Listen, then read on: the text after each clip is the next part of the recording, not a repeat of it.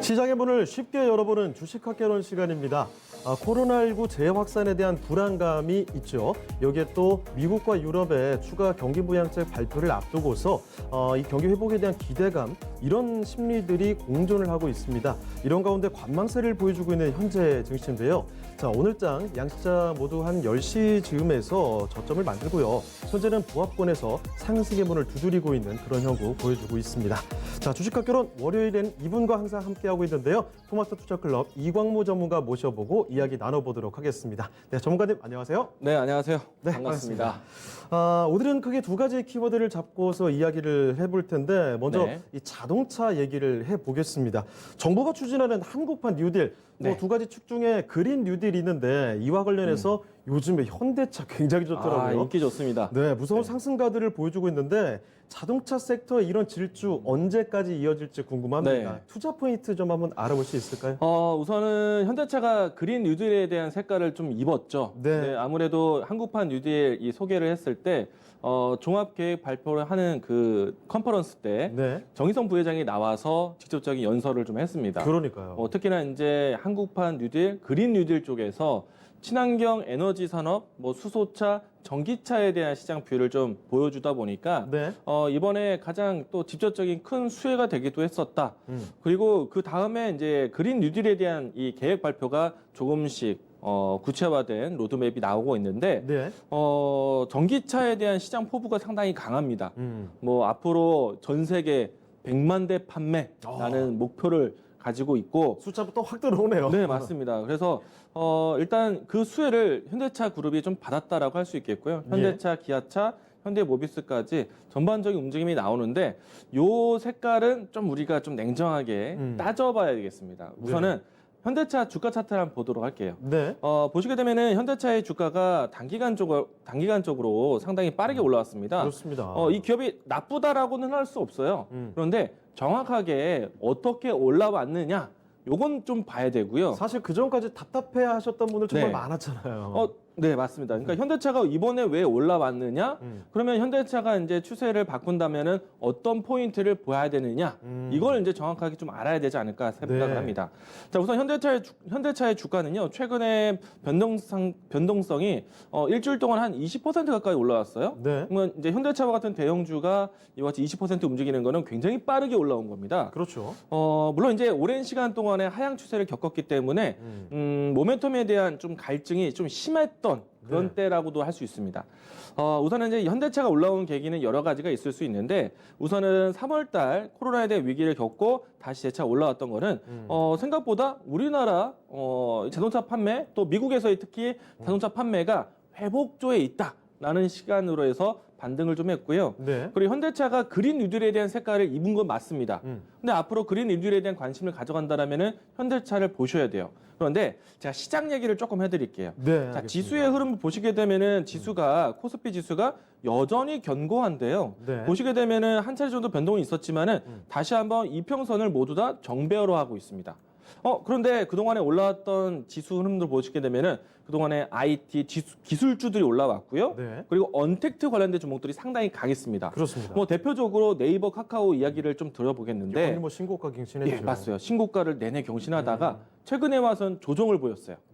그런데 그동안 움직임을 주도해 왔었던 IT, 반도체, 기술주들이 최근에 와서는 조정을 보였습니다. 네. 코로나에 대한 혜택을 받으면서 실적에 대한 선방, 실적에 대한 호조가 나왔었어요. 그러면은 그동안의 지수에 함께 올라왔었던 종목들이 내려온다라면은 지수가 충분히 조정받을 법한데, 근데 지수 차트 보시면은 안 내려왔어요. 네. 그 공백을 누가 채워줬느냐? 그동안에 우리가 경기 민감주라고 했었던 전방산업 관련된 종목들. 대표적으로 했을 때 그동안에 기술주, IT, 성장주에 대한 포인트, 언택트 성장주에 대한 포인트였는데 최근에 일주일 사이 동안에는 현대차, 또 화학주, 네. 또 기계 종목들, 전방산업들이 채워주고 있는 거예요. 그러니까 지금은 전체적인 시장이 순고르게 나오고 있고 순환매가 나오고 있는데 아무래도 지수라는 큰 그림을 끌고 가는 데 있어서 전방산업 시가총액상이 대형주에 대한 순환매가 나오고 있다는 얘기입니다. 네. 지금같이 현대차와 같이 혹은 화학 종목들 같이 기계 종목들까지 올라온다라면은 건강한 상승 분위기의 순환매다라고 보시면 돼요. 현대차는 그래서 올라왔고요. 네. 여기에 조금 더 이슈를 부각을 시켰던 거는 현대판 그린 뉴딜. 그런데 이 부분은 우리가 냉정하게 봐야 돼요. 자, 그리고 앞으로에 대한 모멘텀은 제가 뒷부분에 또 이야기 드리겠지만은 네. 분명히 현대차도 그린 뉴딜에 대한 수혜고 수혜다. 현대차에 대한 관점은 어디서 봐야 되는지 포인트를 오늘 제가 잡아드리도록 하겠습니다. 알겠습니다. 자동차 섹터 쪽으로 다시 이제 또 집중을 해 보도록 하겠습니다. 특히나 이 국내 내수 시장에서 전 세계에서 좀 가장 빠르게 반등을 하고 있다 이런 얘기 있던데 이거 어떤 내용인가요? 우선은 이제 답부터 말씀드리면요. 네. 현대차가 현대판 그린에 대한 수혜를 받은 건 맞는데 네. 현대판 그린에 대한 모멘텀으로만 올라온 것이 아니다. 얘네는 실질적으로 자동차를 많이 팔아야 돼요. 네. 그러니까 자동차 생산에 대한 소비로 해서 올라왔어요. 우선은 이제 전 세계 이 내수 시장들 중에서 우리나라 이 내수 그러니까 자동차 시장이 제일 가장 회복을 빨리 하고 있습니다. 빠른 이게 편인가요? 가장 빠른가요? 가장 빠릅니다. 가장 빠릅니까? 네, 가장 빠릅니다. 그리고 이제 앞으로 오늘 모멘텀 같은 경우에는 그린 뉴딜 주축 기대감까지 더해져서 올라왔는데 네. 다음 내용도 같이 보도록 하죠. 알겠습니다. 일단 현재 풀이되고 있는 내용들은 한국판 뉴딜, 현대차, 친환경 미래 모빌리티. 그러니까 여기에는 수소차 또 전기차가 같이 포함되어 있고요. 네. 그리고 시장에 대한 저변이 넓어지고 있다. 동남아시아 시장을 가속화간다. 이런 내용들이 도와줬고요. 네. 그리고 가장 큰 슬로건이 됐던 거는 전기차 100만 대 판매라는 키워드였습니다. 본격적으로 이제 미국의 시장, 유럽의 시장이 전기차 시장이 커질 것이기 때문에 네. 여기에 현대차에 대한 이 모멘텀 그리고 아무래도 현대판 뉴딜에 대한 종합 계획 나왔을 때 현대차의 위치가 상당히 좋았기 때문에 이분들이 도움이 됐는데 하나씩 풀어볼게요. 알겠습니다. 한국판 뉴딜에 대한 현대차 아직 시작 안 했거든요. 그러니까 모멘텀으로 작용을 했지만은 현대차를 냉정하게 좀 봐야 됩니다. 자, 그리고 이 동남아 시장의 공략 가속화. 네. 사실 현대차가 동남아시아를 진입했던 거는요, 중고차 시장이에요. 중고차로. 그러니까 중고차 시장이에요. 다른 그러니까 현대 기아차에 대한 네임밸류는 중고차 시장이 진행이 되면서 좀 네. 탄탄해지게 되면서 이제는 중고차 시장에 대한 잡게 됐고 그다음에 이제 신차에 대한 모멘텀이 이제 나오고 있는 거기 때문에 아직은 모른다. 네. 그러니까 아직은 모른다예요. 섣부르게 판단하기는 네, 네. 어렵다는 건가요? 네, 맞습니다. 반사적으로 이제 일본 도요타에 대한 신차가 사실 좀 지연되면서 그런 효과도 있었고요. 네. 자, 이제 제가 현대차가 왜 올랐는지에 대해서 조금 더 포인트를 볼게요. 네. 앞에서 가장 먼저 얘기 드렸던 내수 시장의 회복이었거든요. 실질적으로 현대차는 차를 잘 팔아야 됩니다. 네. 일단은 오늘 상반기 때까지 그리고 또 6월 달에 현대차에 대한 이 통계를 좀 보도록 하겠는데요. 네. 자료 화면 보도록 하죠. 이 화면을 보시게 되면요. 올해 상반기 때까지 전 세계적으로 자동차 시장이 어땠는가를 네. 보여주는 겁니다. 우선은 2020년도 상반기하고요. 2019년도 상반기를 비교를 해볼게요. 가운데를 보시면 이 증감률을 봤을 때 모두 다 코로나19에 대한 피해를 얻었어요. 두 자릿수로 줄었어요, 비율이. 그렇죠. 그러니까 똑같은 전년동기 대비를 해봤을 때 네. 실질적으로 소비에 대한 위축이 일어났다는 얘기입니다. 예를 들어 뭐 영국 같은 경우에는 거의 반토막 수준입니다. 맞습니다. 우리나라 같은 경우에 오히려 늘었어요. 이걸 보니까 확실히 네. 알겠네요. 그러니까 세계에서 유일하게 자동차 판매량이 늘었다는 거죠. 물론 이제 내수 시장에 대한 비교예요. 보시게 되면은 미 시장도 힘들었고 네. 또 유럽 시장도 힘들었다라는 게 포인트고요.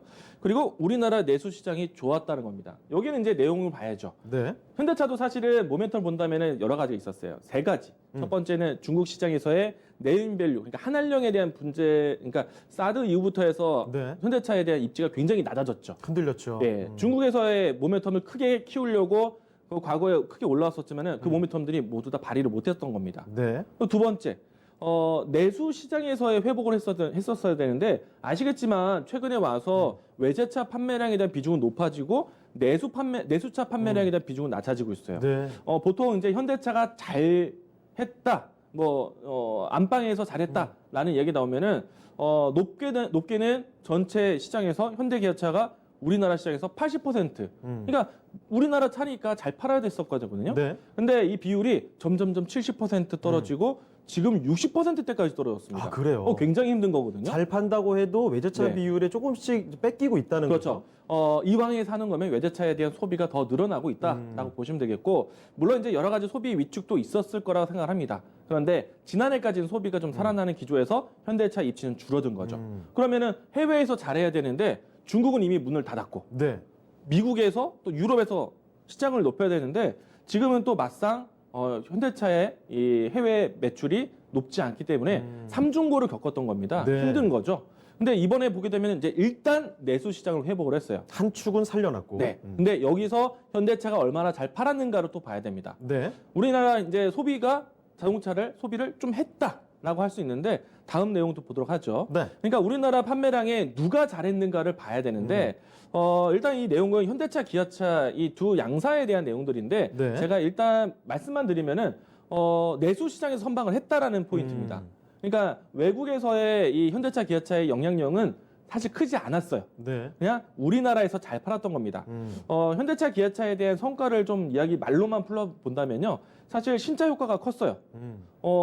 아반떼도 새로 나왔고, 예. 그리고 소렌토도 나왔고, 그리고 또 이 GV 시리즈, 그러니까 제네시스 시리즈가 새롭게 나오면서 네. 신차 판매량의 효과가 굉장히 컸습니다. 호평 받았죠. 네, 다음 자료 하나 보도록 할게요. 자, 우리나라 같은 경우에는요, 사실 이 내용들 또 넘어가 보도록 이제 현대차, 기아차에 대한 전체 시장에 대한 영향력인데요. 네. 사실 외국에서도 잘했네라는 도표로 인식될 수 있어요. 보시게 되면은 다른 유럽 시장에서 현대차의 이 순위가 4위, 5위까지 올라왔거든요. 네. 그러면은 외국에서도 잘한 거 아니야라는 측면이 될 수 있는데 아니에요. 제가 내수에 대한 시장 중요하다고 회복을 했지 네. 외국에서는 아직은 모릅니다. 왜냐하면은 앞에서도 이야기 드렸지만은 전 세계적으로 우리나라만 소비를 좀 했고 네. 나머지 나라들은 자동차 판매량이 분명히 급감을 했어요. 그러면 아직까지는 이 데이터가 현재의 데이터라고 볼 수가 없는 겁니다. 네. 자, 또 자료를 또 바로바로 넘겨보도록 하겠습니다. 자, 그런데 중요한 포인트가 있어요.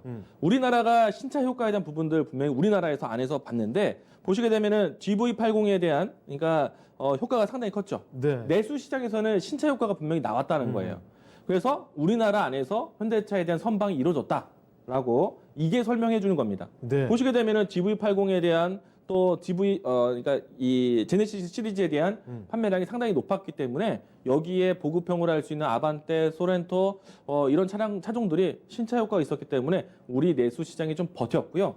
그런 측면을 본다라면은 이번에 반등은 분명히 이유는 있어요. 실적이 살아났구나. 실적이 그래도 회복 조짐이 남았구나라고 해서 올라올 수 있습니다. 그런데 현대차가 앞으로 좀 더 올라갈 수 있느냐에 대한 포인트를 봐야 되니까 네. 올라갈 수 있느냐의 포인트는 중요한 거는 외국에서의 영향력을 높여야 되거든요. 근데 앞에서 본 거 보면은 현대차가 그래도 4위, 5위까지 올라온 거는 기대를 할 수 있지만은 네. 전체 시장이 죽은 시장에서 순위가 있는 거는 사실 큰 의미가 없다라고 얘기하겠고요. 일단은 지금 현재 크기로 봤을 때는 우리 시장 현대차가 올라온 거는 여러 가지 모멘텀에 대한 이야기를 더했지만은 실질적으로는 실적 회복에 대한 기대감. 일단 내수를 챙겼다. 그거분으로 올랐기 때문에 모멘텀에 대한 극대화는 좀 다시 봐야 되지 않을까 생각을 하고 있고요. 네. 자료를 또 하나 또 보도록 하겠습니다. 네. 제가 중요한 자료를 하나 또 준비를 했었어야 되는데 네. 안 나온 것 같아요. 네. 아, 그래요? 반영이 자, 좀 안 일단 됐습니까? 제가 요거 하나 이야기 드릴게요. 구두로 설명을 해주시죠. 우선 이제 제가 도표를 가져오려고 했었던 건 뭐냐면은 현대기아차가 결국에 외국에서 어떤 차량을 많이 파는가가 중요하거든요. 네. 근데 유럽하고 미국에서 특히나 중국은 다쳤고 유럽과 미국에서 시장 공략을 하는데 현대기아차가 새롭게 추진을 많이 하고 있는 거는 친환경 차량입니다. 친환경 차량. 그러면은 한국판 뉴딜에 대한 수혜로 됐을 때 가장 직접적인 기업이 현대기아차다. 일맥상통할 수 있어요. 네. 그래서 이 부분들이 얼마만큼 통할까에 대한 부분들을 제가 도표를 갖고 왔었는데 삽입이 안 된 것 같아요. 제가 아마 실수를 한 것 같습니다. 근데 말로써 풀어가면요. 네. 일단은 하이브리드 차, 뭐 플러그인, 그리고 하이브리드, 네. 그리고 이 EV 차량, 그리고 이 퓨얼셀, 그러니까 수소 차량 이 부분에 대한 도표를 제가 가지고 왔었는데 준비가 좀 안 됐어요. 근데 말로 풀어간다면은 실질적으로 유럽 시장에서 현대기아차에 대한 친환경차 진입이 상당히 급증하고 있어요. 아, 실제로요? 네. 도표를 제가 말로써 푸는 겁니다. 네. 그러면은 실질적으로 친환경차에 대한 모멘텀 마케팅이 이루어지고 있구나. 네. 가장 주력으로 하고 있구나라는 걸 볼 수 있어요. 아, 그러면 내수 시장에서는 일단 살아나고 있는 걸 확인을 했고 네. 해외에서 약간 미지수했는데 네. 친환경차 쪽으로는 이미 선박을 하고 있다라는 얘기로 받아들이면 되겠습니까? 네네. 일단은 유럽은 아직 닫혀져 유럽은 아직 힘들어요. 소비가 풀려야 돼요. 일단은 프랑스에서 먼저 풀립니다. 네. 왜냐면은 프랑스에서 소비 촉진제가 나왔어요. 그래서 프랑스가 가장 먼저예요. 그리고 와서 이제 나는 이제 나머지 국가들이 풀리기 시작하면은 유럽에서의 초점을 맞추고 있는 친환경 차량에 대한 시장 진입 이루어질 수 있다. 아, 기대감을 가져볼 만하군요. 모멘텀이 여기에 있는 거죠. 그래서 지금 나와 있는 해석지로 봤을 때 한국판 뉴딜 실질적으로는 열어놓은 게 없거든요. 네. 그런데 열린다면 가능성은 이 모멘텀이 맞다라고 하는 것이고요. 그리고 제가 준비를 했었어야 되는데 네. 전기차와 수소 차량에 대한 판매량 비중이 굉장히 높아졌어요. 그리고 친환경차에 대한 진입이 아주 유리하다는 뜻이거든요. 네. 왜냐면 아직까지 소개된 차량이 없었기 때문에 그래서 현대차는 그 부분에서는 모멘텀이 맞다. 근데 미래에 대한 모멘텀이다. 근데 사실 최근에 15% 올라온 거는 실적에 대한 모멘텀은 아직 풀어야 될 세 가지 중에 한 가지를 푸는 것밖에 안 되기 때문에 네. 사실 맹목적인 투자는 지금은 아니다. 왜냐 올라왔다. 냉정하게 봤을 때 20% 올라왔다. 근데 앞으로의 풀리는 거는 친환경차가 맞다라는 것이고요. 그러면 우리가 봐야 되는 거는 현대차, 기아차처럼 네. 친환경차로 해서 유럽 시장을 공략할 수 있는 미국 시장을 공략할 수 있는 내용들은 좀 다시 네. 살펴봐야 됩니다. 현대판 뉴딜, 현대차가 뭔가 지휘봉을 들었지만은 실질적으로 수익으로서 시대 차익을 본다라면은 관련된 종목들, 네. 현대차가 끌고 가는 투자되는 쪽으로 같이 보셔야지 그런 부분들을 좀 더 알려드리고 싶었습니다. 알겠습니다. 자, 현대차를 중점으로 해서 자동차에 대한 이야기 풀어드리고 있습니다. 일단 국내 자동차 시장, 내수 시장은 좀 살아나는 분위기 감지되고 있고요. 여기에 앞으로 유럽 쪽이나 이런 데는 친환경차 쪽으로 기대감을 가져볼 수 있을 것 같다라는 이야기를 들어봤는데요. 자, 그러면 거기서 이제 파생되는 여러 가지 종목들 지금부터 챙겨보도록 하겠습니다. 자, 친환경차 하면 사실 뭐 전기차나 수소차나 몇 가지 종류가 나를 텐데 네. 각각 해서 관심 갈 만한 종목들 구체적으로 네. 체크를 해보죠. 일단 전기차, 수소차 또 이제 차량에 관련해서만 이야기 드릴 겁니다. 네. 예를 들어서 이제 뭐 SSD라든지 아니 ESS라든지 네네. 아니면 수소 연료 전지 사업, 수소 연료 발전소, 수소 에너지 이 내용들을 좀 다르게 보고 관련된 건 많지만 이제 현대차 아니 그러니까 전기차, 수소차에 관련된 종목들만 볼게요. 네. 우선은 가장 중요한 중심축은 삼성 SDI와 LG 화학입니다. 그렇죠. 왜냐하면은 이들이 유럽 시장 공략을 위해서 또 미국 시장 공략을 위해서 중간 거점 공장을 지었어요. 네. LG 화학과 삼성 SDI가 가장 공격적으로 유럽에 뭐 예를 들어서 노르웨이 또 헝가리 지역 쪽으로 해서 공장 증설을 많이 했고요. 네. 배터리를 공급하기 위한 거죠. 그리고 그 배터리를 공급하는 데 있어서 가장 또 연결고리가 될 수 있는 기업들을 보셔야 되는데 사실 이 내용들은 제가 소개를 많이 했던 기업들입니다. 맞아요. 이 연결고리 계속 연결지어서. LG화학은 가장 시장 점유율이 높고 네. 삼성 SDI는 앞으로 점유율이 높아질 수 있는 기대감이 크고 여러 군데와 손을 잡고. 맞아요. 고객사가 다양하다는 게 가장 큰 모멘텀이고 네. 왜냐하면 유럽에 있는 이 자동차 회사들이 전기차를 이제 만들기 시작하기 때문에 그렇죠. 그 고객사를 많이 가지고 있는 회사가 유리한 거죠. 일단은 LG화학은 물량이 이미 인정이 받았고 현재의 선두주자. 네, 삼성 SDI는 늘어날 가능성이 큰 거고 그리고 삼성 SDI 물량이 가장 크게 늘어날 것인데 그 물량에 대해서 가장 크게 받아오는 쪽이 에코프로 PM. 그렇죠. 그렇기 때문에 이 종목들을 제가 소개를 많이 드렸고 그리고 이제 실질적으로 아마도 여러분들이 아는 이 배터리 완성 기업들 그리고 배터리 소재 기업들 주로 아실 텐데 네. 실질적으로 배터리라는 걸 만들었을 때 동반선장할 수 있는 기업들을 같이 찾아내야 되거든요. 근데 나인테크, 나라 M&D, 동아화성 뭐 많은 종목들 있습니다. 신성 델타테크라든지 네. 아니면 그 밖에 뭐 이 전기차 관련된 종목들 많아요. 근데 제가 좀 더 이야기 드리고 싶은 거는 네. 직접 연결고리가 얼마나 강한지를 봐야 돼요. 자, 우선은 지금 현재까지 시장의 점유율이 가장 큰 LG화학 관련된 종목들을 가지고 왔어요. 네. 자, 나인테크 같은 경우에는 LG화학이 앞으로 배터리 팩을 만든다라면은 이 회사가 배터리 패키지를 만드는 거예요. 네. 2차 전지라는 연료 전지를 이 하나씩 가지고 배터리 패키지를 만들고요. 그럼 배터리 패키지를 좀 모아서 배터리 팩이라는 걸 만듭니다. 그 팩을 만드는 회사가 나인테크예요. 거진 LG화학에 독점적으로 하는 회사이기 때문에 네. 나인테크라는 회사를 분명히 아셔야 되고요. 오늘도 주가가 좋더라고요. 네, 오늘도 좋습니다. 최근에 많이 올랐다가요. 네. 산소봉을 좀 반납했다가 오늘 좀 다시 재차 올라오고 있기 때문에 예. 앞으로 주목을 계속 하셔야 되겠고요. 잘 안 떨어진다가 보는 거고 나라 M&D 같은 경우에는 나인테크가 만들고 있는 배터리 팩이라든지 네. 전장 부품 관련된 그러니까 2차 전지 전장 부품에 관련된 제품들을 성형, 그러니까 사출업을 하는 회사인데요. 나라 M&D하고 신성 델타테크가 대표적인 회사예요. 네. 근데 나라 M&D가 조금 더 비중에 대해 역할의 비중이 크다라는 것 이야기 좀 드리겠고요. 그리고 전기차나 수소차나 동일하게 포함이 될 것 같은데 연료 전지를 만드는 데 있어서 무조건 금속 소재만 쓰지 않고요. 네. 무조건 전자극 소재만 쓰지 않거든요. 고무 소재가 또 필요합니다. 여러 가지 뭐 막의 역할이라든지 밸브 역할이라든지 우리나라에서 유일무이하게 이제 자동차 쪽에 고무를 공급할 수 있는 회사는 이 네. 회사예요. 제가 사실 지지난주에 이 자리에서 동화성 얘기했었거든요. 정말 좀 모르겠지만 네. 고무에서 이 회사가 전기차, 수소차, 수혜주다라고 이야기를 들었던 네. 분이었습니다. 이런 내용들을 좀 여러분들이 좀 직접적으로 LG화학이라든지 삼성 SDI의 정말 연결고리가 깊은 회사들, 그런 회사들을 찾아야 된다라고 이야기 드리겠고요. 네. 수소차는 이제 수소차만 봤을 때요. 전기차에서 가장 중요한 거는 배터리예요. 그런데 수소차에서 중요한 것도 배터리입니다. 네. 스택이라는 것이 있어요. 수소 연료로 전지를 이제 에너지 저장 장치인데, 그리고 수소라는 것을 또 모아내 비축해야 됩니다. 에너지를 충전을 받아야 되는 거죠. 그렇죠. 수소 탱크가 중요하고요. 그러면 이 준비된 수소를 가지고 수소 연료 전지를 에너지를 만들기 위해서는 산소를 결합을 해야 돼요. 산소는 사실 일상 중에 있는 거잖아요. 그렇죠. 그러면은 그것을 순수 산소만 뽑아내는. 흡입할 수 있도록 공기 여과기 기술이 중요한 겁니다. 네. 그래서 수소차를 보면은 요 세 가지만 아시면 돼요. 수소 스택, 연료 전지, 그리고 수소 탱크, 그리고 공기 여과, 삼소를 여과를 시키는 공기 여과기. 네. 이 세 가지 기술이 제일 기존에 있었던 자동차와 다른 점입니다. 그래서 관련된 종목들 보시게 되면요. 예. 일진 다이아, 효성첨단 소재, DK락. DK락 같은 경우에 또 제가 이야기를 드리고 싶은 점이 뭐냐면은 동아화성 같은 역할이에요. 동아화성도 수소차에 공급을 합니다. 네. 근데 DK락은 무슨 뭐냐면은 수소라는 것이 굉장히 팽창된 기체예요. 물론 이제 비축하게 되는 건 액화해서 비축이 되겠지만은 분명히 굉장히 팽창된 물질이기 때문에 예. 그것을 잘 조여놔야 돼요. 공간 안에서 잘 조여야 돼요. 네. 밸브 역할을 할 수 있는 그 밸브 역할을 할 수 있는 기업이 이 회사입니다.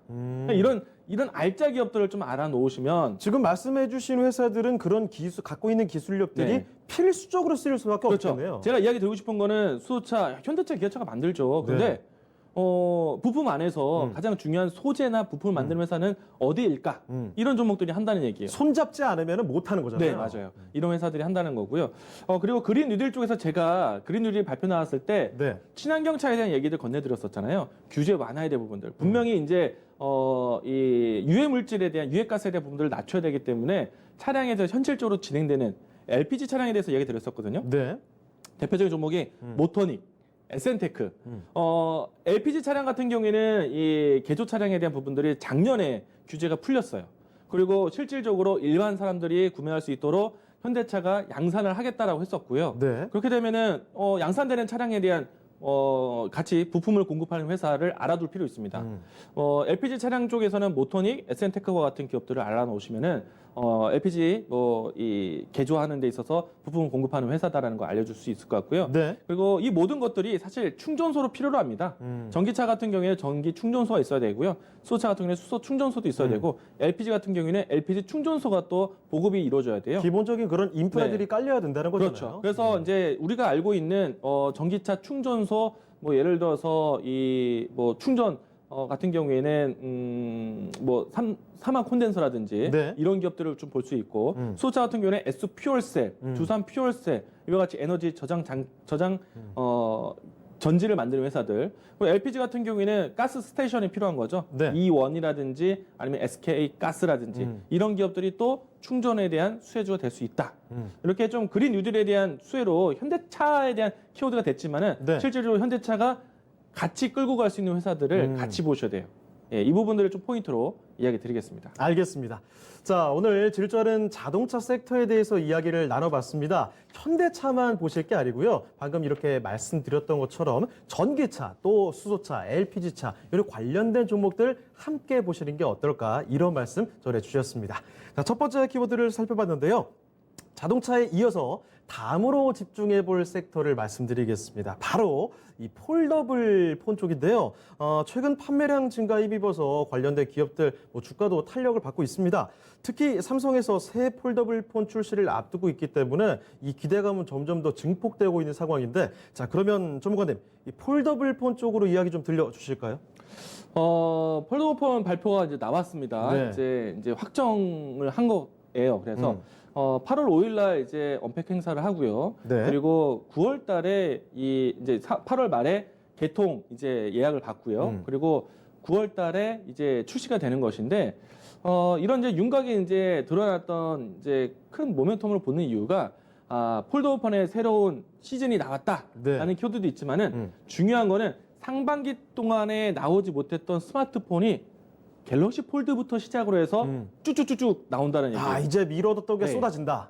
제가 계속 이야기 들었던 하반기에 IT의 모멘텀, 네. 스마트폰 시장에 대해서 얘기 들었거든요. 사실 우리가 상반기 때는 반도체를 많이 봤어요. 반도체를 많이 봤던 이유는 데이터 센터 구축에 대한 뉴스였는데, 하반기도 반도체 또 봐야 돼요. 왜냐하면은 스마트폰이 신제품이 출시되기 때문에 그 안에 들어가는 반도체에 대한 수요가 높아질 거다. 그러면 반도체에 대한 수요를 상반기, 하반기 같이 보는데 그 도움이 됐던 하반기에 대한 키워드가 스마트폰이라면은 당연히 스마트폰 부품주도 또 봐야 된다는 얘기예요. 그렇죠. 그래서 오늘 보시게 되면은 꼭 폴더블 폰 관련된 종목들만 움직인 것이 아니라 스마트폰에 관련된 종목들이 모두 다 최근에 오름세가 나오고 있고 순환매가 나오고 있습니다. 네. 이 부분들을 좀 참고해서 보실 필요가 있을 것 같고요. 예. 제가 이제 관련된 이제 이 자료들을 좀 보여드릴 것인데 스마트폰이 어떻게 달라지는지를 좀 보셔야 돼요. 근데 스마트폰이 사실 올해 하반기에 나오는 거는 상당히 좀 의미가 있는 것들이요. 우선 키워드는 기존에 있었던 이 스마트폰들이 프리미엄 폰으로 나왔었는데 네. 이제는 애플의 이 선전포고를 통해서 스마트폰에 대한 가격 인하 정책이 나왔습니다.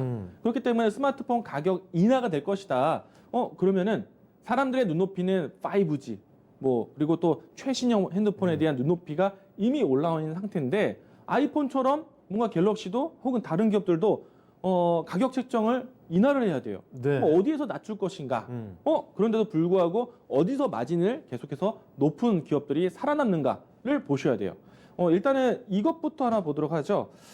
뒷부분에 한 번 더 설명을 드릴 내용이긴 한데, 사람들의 이제 니즈가 어디에 있는지를 좀 볼 거예요. 네. 자, 우선은 언택트 때문에 나와 있는 상황이기도 하지만, 사실 실질적으로 이 많은 사람들이 스마트폰을 이용하는 것이 정보 검색이나 여러 가지도 있겠지만 인터넷 사용도 있겠지만은 가장 대표적인 것이 아무래도 영화 드라마 시청이 좀 많지 않을까. 콘텐츠 소비죠. 저만 해도 사실 맞아요. 그렇거든요.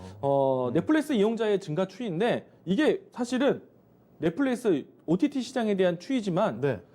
스마트폰에 가장 또 영향이 되는 추이거든요. 맞습니다.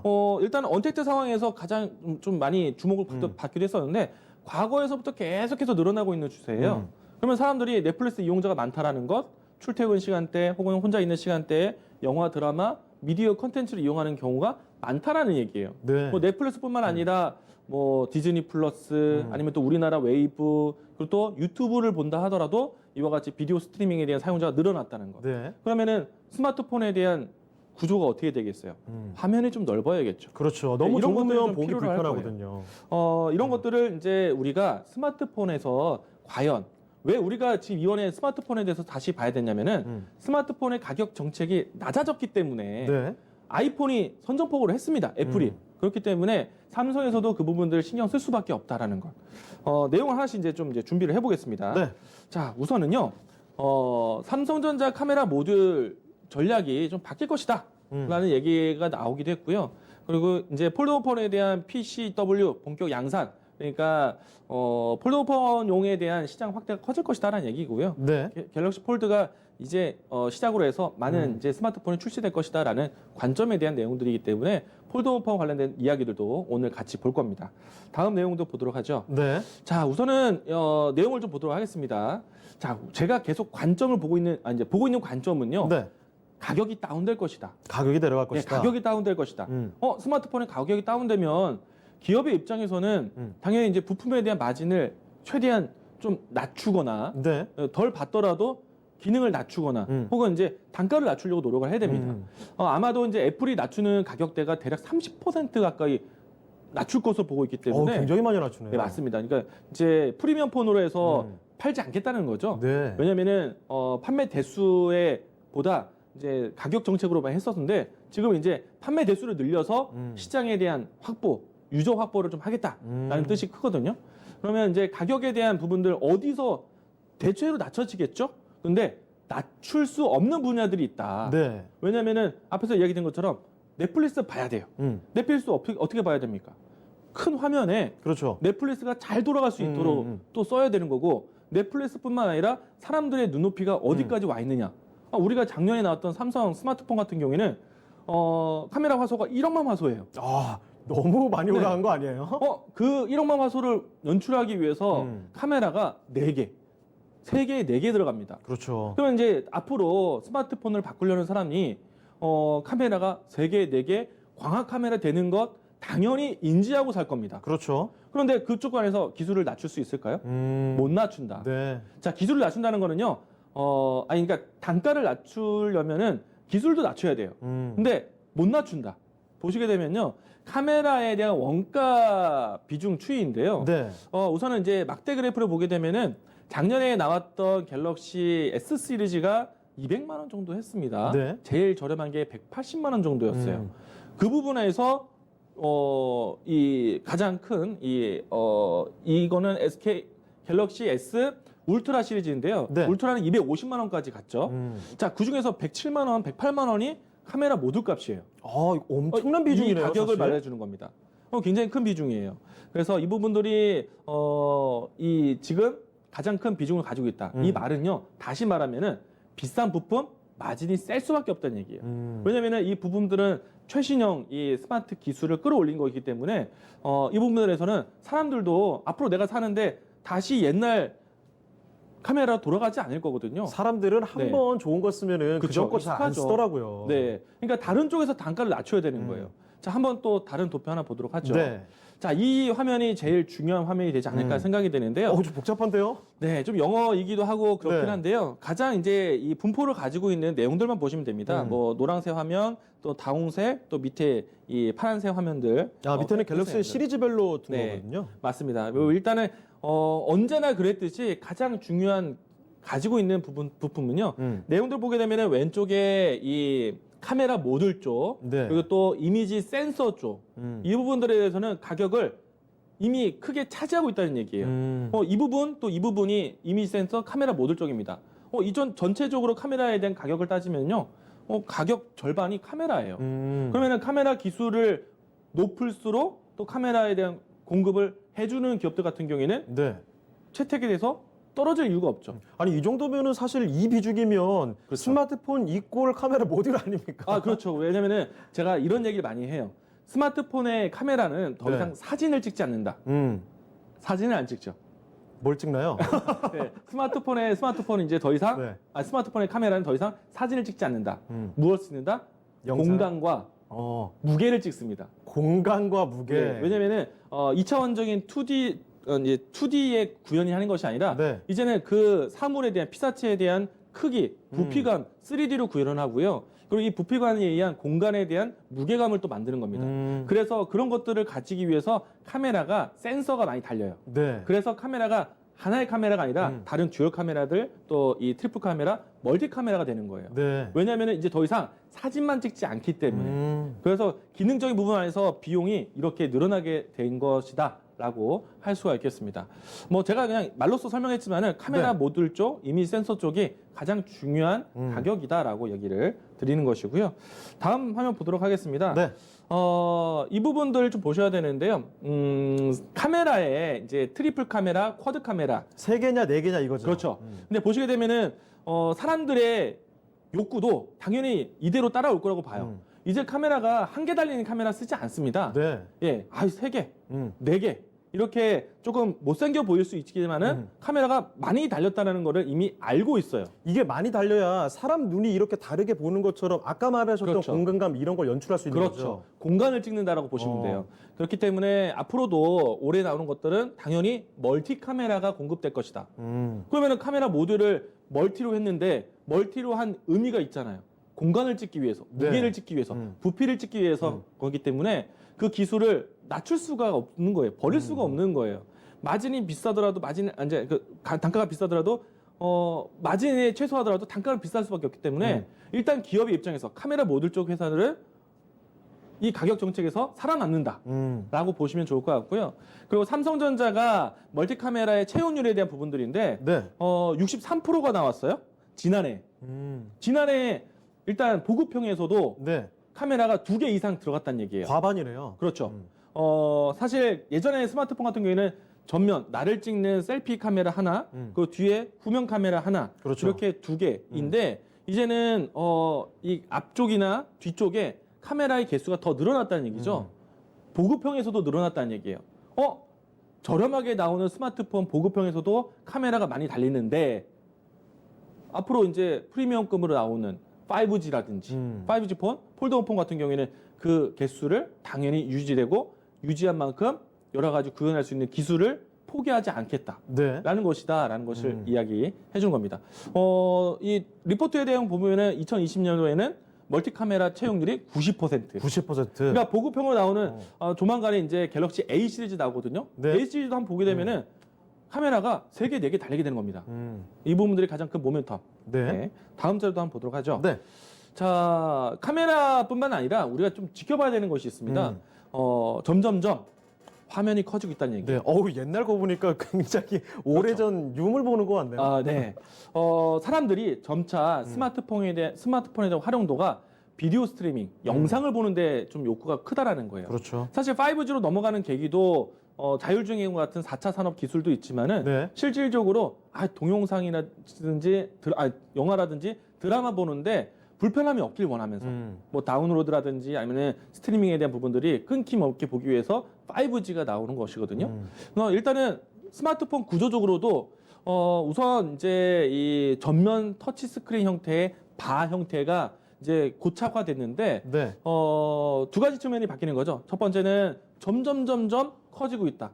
제가 이야기 드리고 있는 디스플레이의 대면화.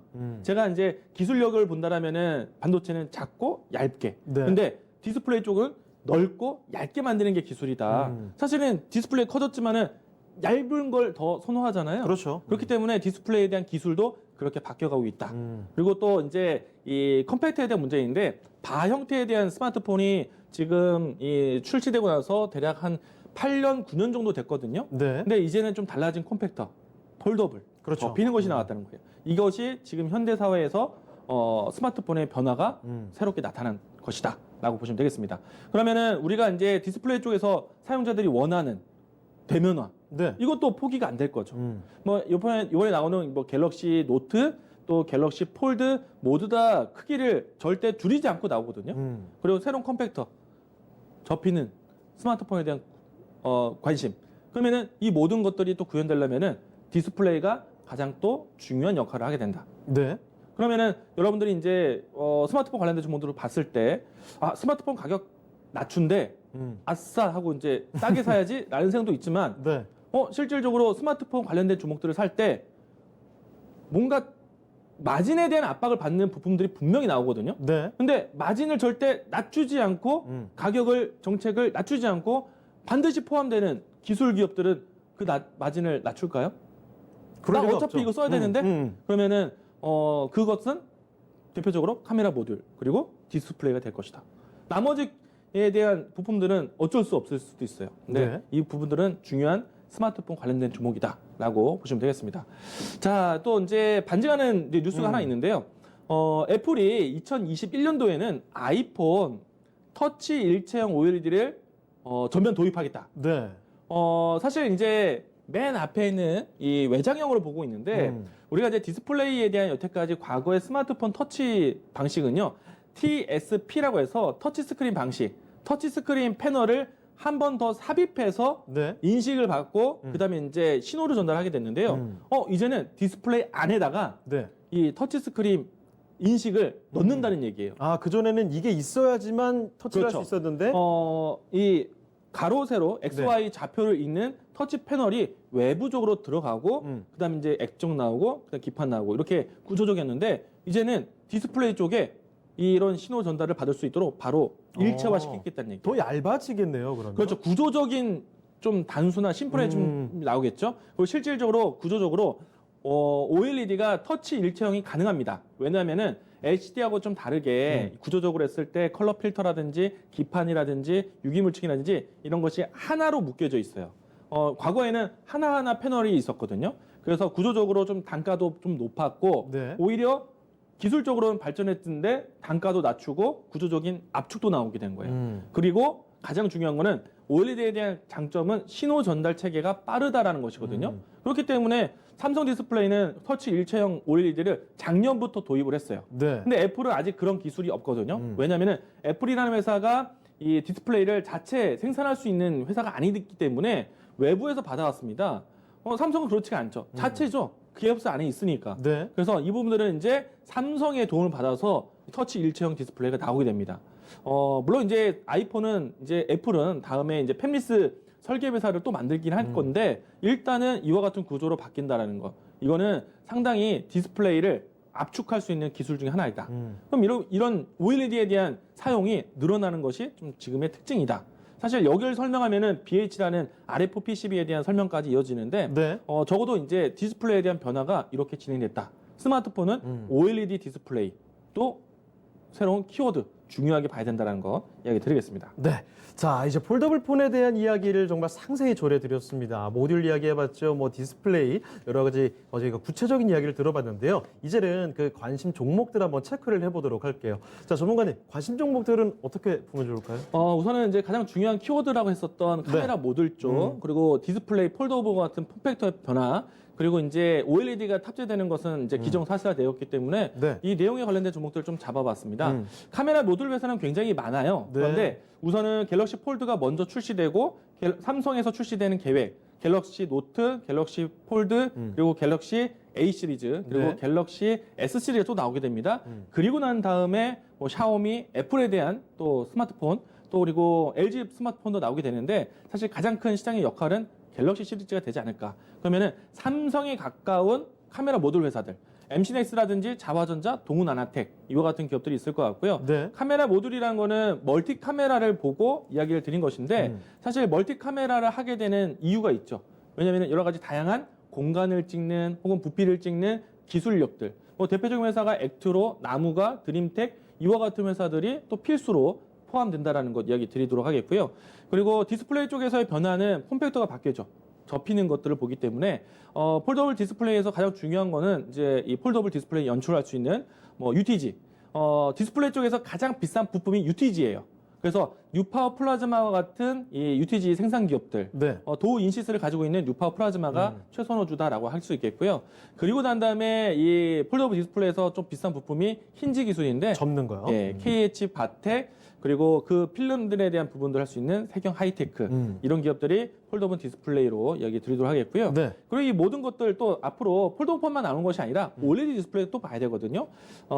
인피니티 5 디스플레이라고 검색하시면은 이들 기업들이 또 수혜주가 됩니다. 네. 자, 일단 보시게 되면 덕산 네오로스는 가장 삼성 디스플레이의 공급에 가장 가까운 회사이고요. 색채 이 컬러 필터를 공급하는 회사이고요. 그리고 이 OLED라는 이 구조가 LCD와 다르다. 그렇기 때문에 필요한 기술이 대면화 기술과 세정, 깨끗이 그리고 시각 잘라내는 기술도 중요한데 그런 기술들을 할 수 있는 회사가 대표적으로 ICD, AP 시스템, 원희 IPS 이런 기업들이 있다라는 것 얘기 드리겠고요. 그리고 LCD에서 OLED로 바뀌면서 체제 변화 여러 가지 이 공정에 대한 과정이 좀 길어졌습니다. 네. 그래서 공정에 대한 과정이 길어진다라면은 이 장비 도입에 대한 이송 장비에 대한 부분도 할 수 있는 로체 시스템즈 이런 기업들이 OLED의 직접적인 수혜주다라고 이야기 드리겠습니다. 네, 알겠습니다. 자, 오늘 자동차에 이어서 폴더블 폰까지 이광무 전문가와 함께 이렇게 상세히 살펴드렸는데요. 오늘 도움 말씀 주신 이광무 전문가님 여기서 인사드리도록 하겠습니다. 네, 전문가님 고맙습니다. 고맙습니다. 자, 이제 장 마감까지 시간이 많지 않습니다. 오늘 좀 바깥 날씨 또 어둑어둑한데 여기서 아직까지도 양시장 모두 상승 전환에 성공해주지 못하고 있습니다. 남은 시간 아무쪼록 대응을 잘 해나가시길 바라면서 오늘 여기서 주식학개론은 마무리 짓도록 하겠습니다. 지금까지 다양한 투자 판단에 대한 도움 말씀드렸습니다. 하지만 특정 종목의 상승과 하락을 보장하지는 않는다는 점 명심을 해주시고요. 그럼 저희는 내일 이 시간에 다시 돌아오겠습니다. 고맙습니다.